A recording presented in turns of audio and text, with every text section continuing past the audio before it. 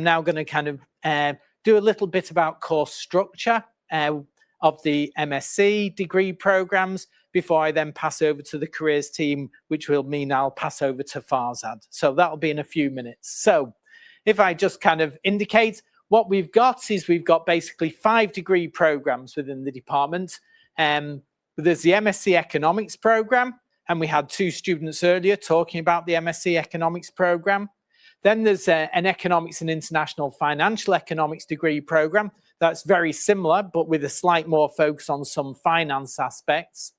Then we've got a relatively new one, which is a data science degree that started in September of this year. So it'll be essentially moving to the 2nd year when we move into the people here joining us. There's the Behavioural and Economic Science degree. Again, we had a student talking about that. That's joint with the psychology department. So some of it's based within economics, some of the modules based from psychology. And then we've got a new degree program, which is starting this year, which is basically on environmental policy.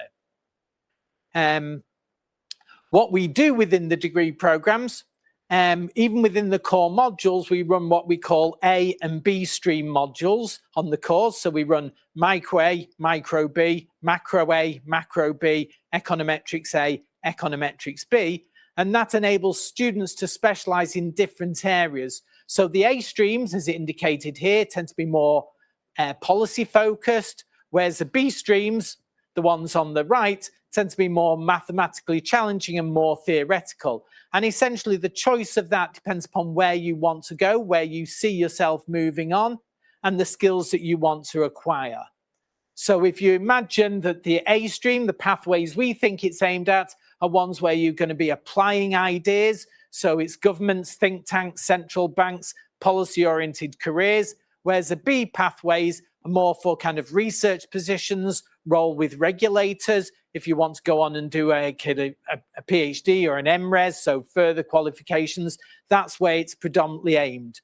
But that's kind of up to individuals. It depends upon what backgrounds you've got. It depends upon what your prior qualifications are, and depends upon where your career aspirations are in that choice. But we're here to help you make that choice.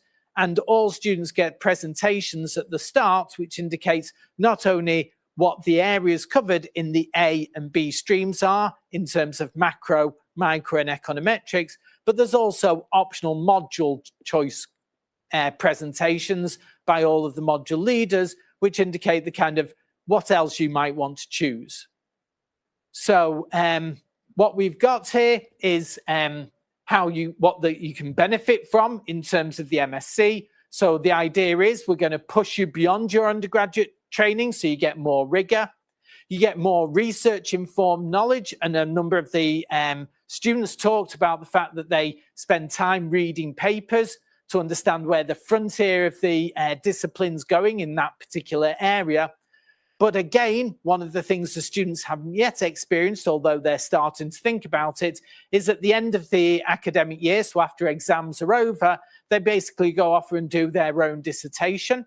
So this is an 8,000 per piece of work supported by one of my academic colleagues, where you get to apply those ideas that you've learned during the year in areas that you want to, in an area that wants to kind of get you to the frontier and enable you to answer questions that you set yourself. So that's broadly the structure of the degree courses. How we teach them, and again, the students talked about this, there are lectures. So all of the modules have 2 or 3 hours of lectures every week. That's supported by the seminar classes, which tend to be much more small group work, where you're going through a problem set, you're discussing issues, you might be discussing papers. There's also workshops available. And of course, there's independent studies. So a number of the students talked about the fact that they get together with their cohorts in order to understand what they're learning. And so it's 3-4 elements of lectures, seminars, workshops, and this independent study that's enabling you to develop your skills as an economist, which is what we're kind of there to promote in order to get the most out of the degree.